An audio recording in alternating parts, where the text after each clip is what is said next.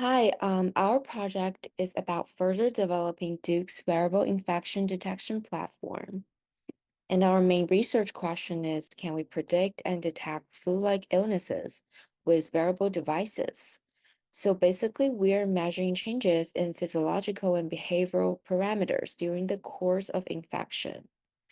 And our Data Plus goal for this summer is to build an end-to-end data processing pipeline for a custom wearable device.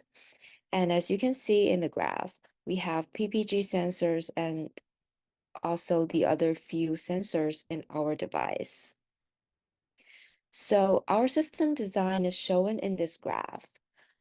We first capture signals with our devices and then airdrop raw data from iOS app.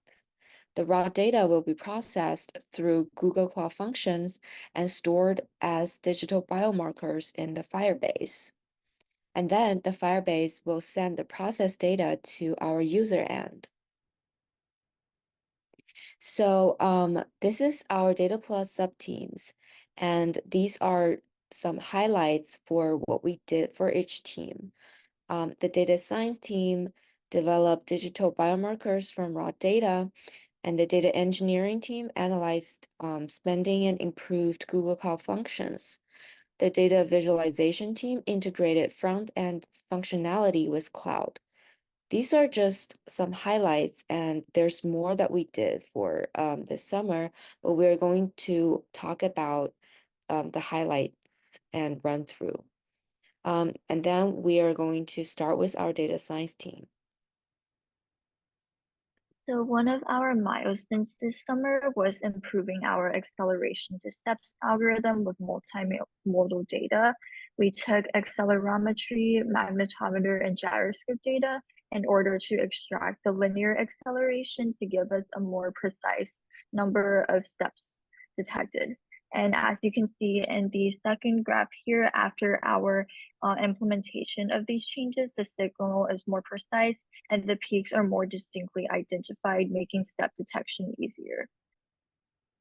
Another thing that our team focused on this summer was looking at heart rate and heart rate variability, both of which are predictors of COVID and other infectious diseases. So in this graph on the left, for example, you can see that we were able to interpret our heart rate data to find the beats per minute and the heart rate variability.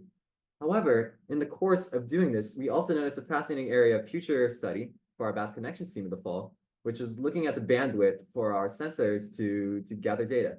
So here you can see two different data streams, accelerometry in blue and gyro in orange.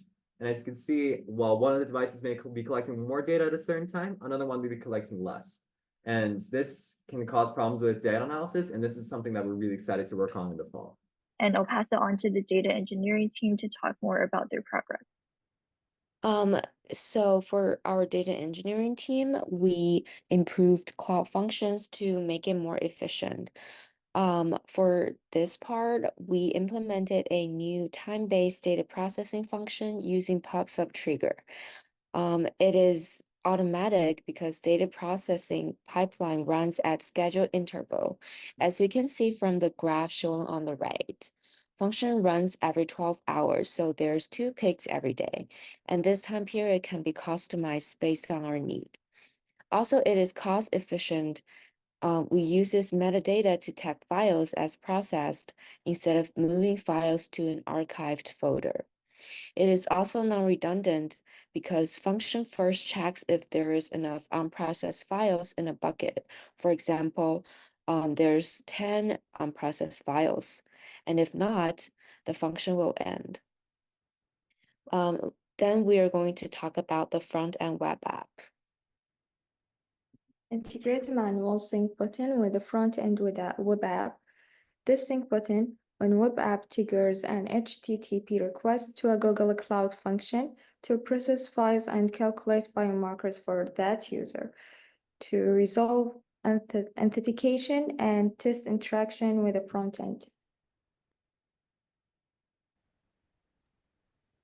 And we want to thank the whole Data Plus team, Vivian, Aljazi, Gavin, Amy, and Misha for their hard work this summer on improving our wearable detection infection platform.